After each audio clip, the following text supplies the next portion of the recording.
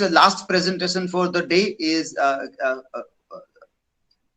think Kavisha. Yes, Kavisha, you can make your presentation. Yes, sir. So greetings of the day, dear friends. We are moving towards the last presentation, and I am sharing my presentation screen. I hope it is. So literature. Literature, friends, we all know that it is a social cultural discourse, and when it comes to African literature, well, it can be categorized under the Commonwealth literature or post-colonial literature. So what makes it a grand literature? The words and the language incorporated in that particular literature makes it a noteworthy literature. So we are going to see the language as a theme in The Things Fall Apart, Chinua Achebe's text, significant text. As we all know that the colonial masters, when they established the colonies in the native African countries or Indian countries, so they taught the language first.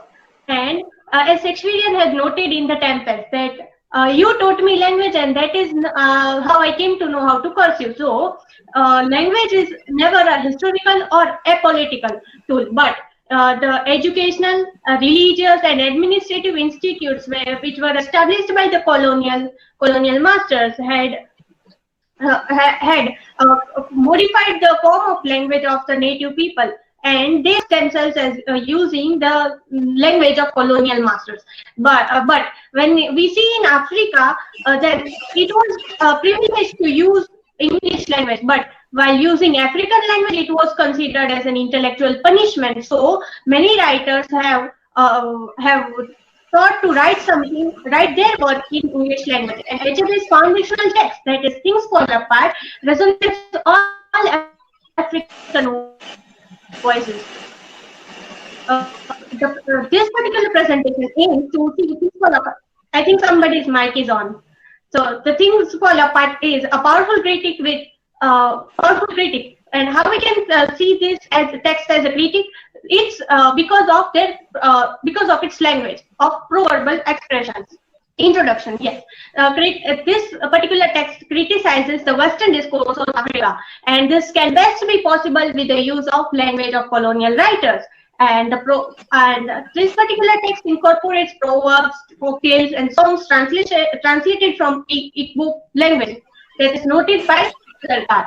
And the objective of this presentation is to analyze, understand, and appreciate the merits of this literary text, and particularly to focus on the oral cultural tradition and the use of Igbo words of the Igbo community in this particular text. So the specific aspects of technique as well as the language are employed. If we see Chinua Achebe, then Nadine Gordimer quotes that a writer who has no illusions but is not disillusioned also, and the magic of and is gloriously gifted with the magic of eloquent, generous, and great talent.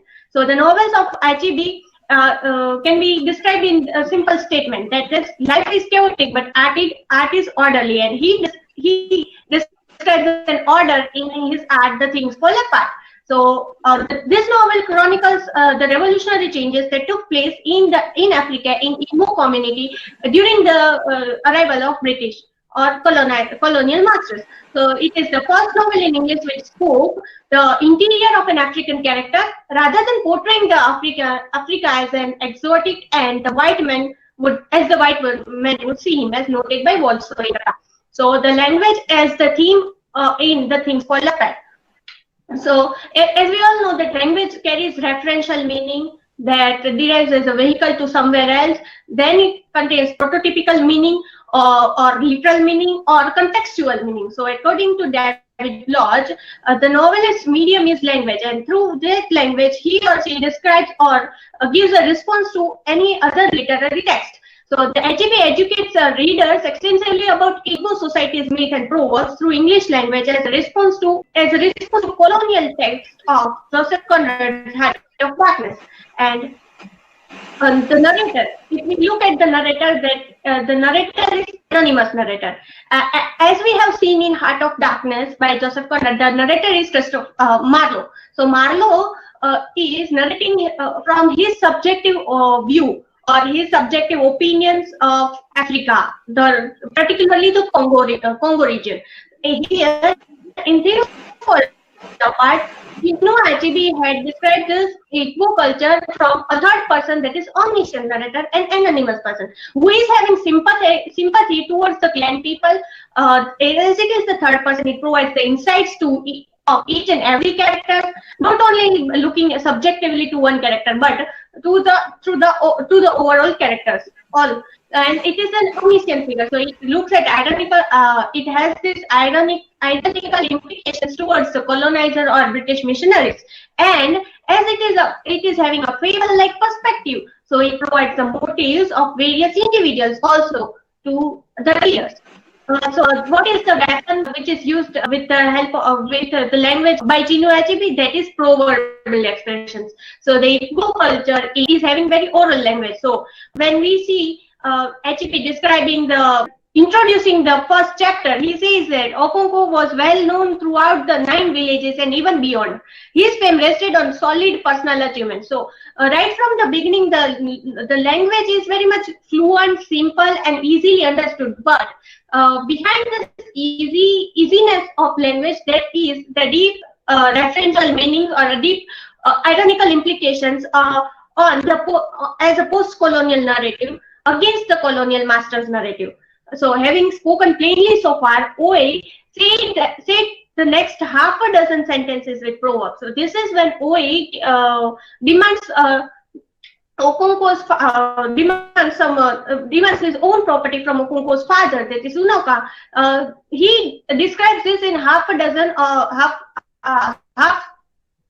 sentences with proverbs. But when Unoka describes or Unoka responds, he is using simple language. And among the Igbo, the art of conversation is regarded very highly, and proverbs are the palm with which the words are written.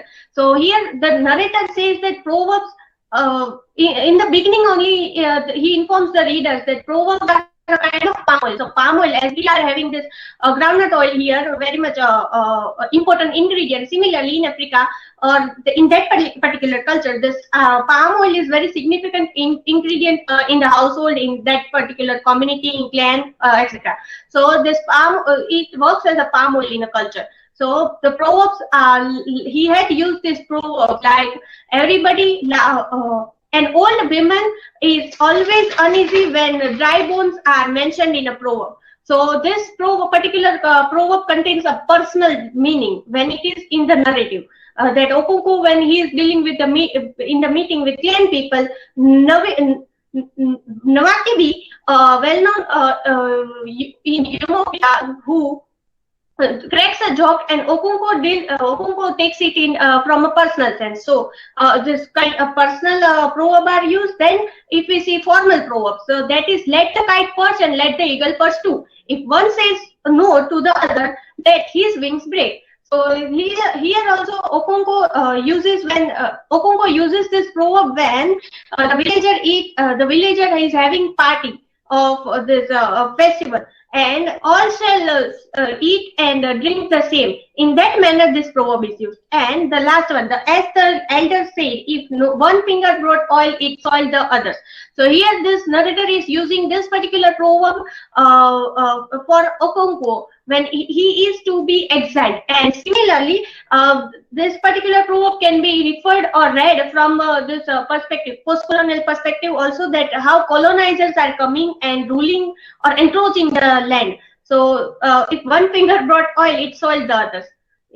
Similarly, there are other proverbs also which drives the narrative in a particular manner. So Achebe has, to conclude, we can say that Achebe has successfully highlighted that Africa is not a silent one, but it is an observant country which observes when the colonizers are ruling, and after that, whenever they will get a chance, they will express their sentiments with the help of master's language, so that masters can also read and get the sense which the African people are trying to say. So the language is symbolic, as Achebe also employs symbolic devices like a locust or drum. locust symbolizes white men's, the way the locusts are harming the crops. Similarly, the white people or the colonizers are harming the native crops, that is native or indigenous people.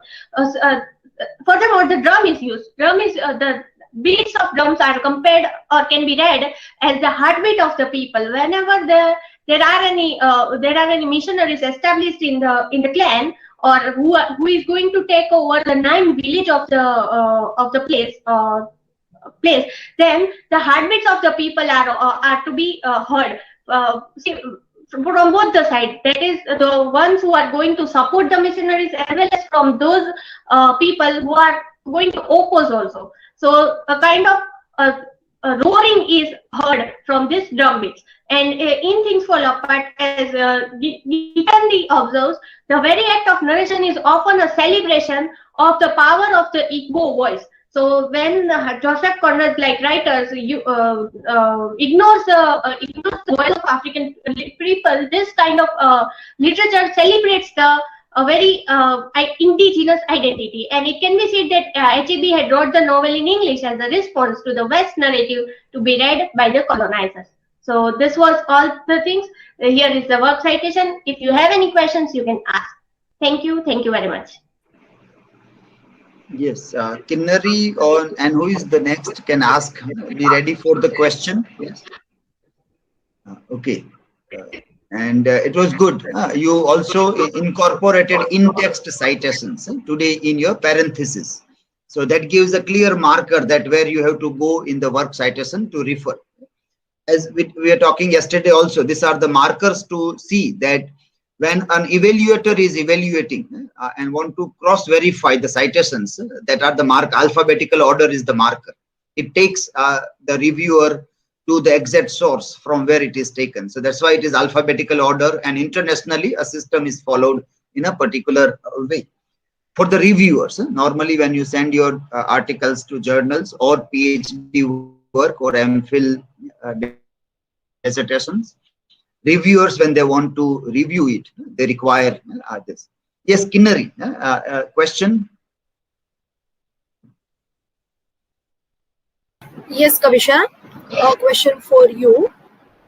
There is a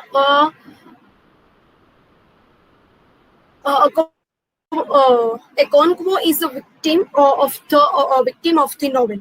Okay, so he killed Ekmofonyo.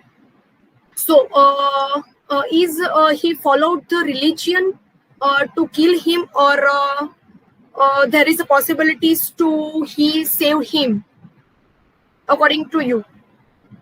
Well, if I would like to go with the narrator, then he describes that Okonkwo had a very much affectionate, Okonkwo was very much affectionate towards Ikemefuna at the initial stage. But when we see the clans, how clans are working, how they are operating, how they are making, have their own rules. So the clan people once decided to murder or to kill Ikemefuna in order to save the clan. So with the Okonkwo was having his own sentiments that he should not be like his father, and in that kind of sentiments and in that kind of oppression of his mind, he is killing Ikemefuna, though he is having more than affectionate feelings for Ikemefuna than his son. So he is in a way tragic figure, but he is also a villain for Ikemefuna, and he is also proved as a victim at the end of the novel.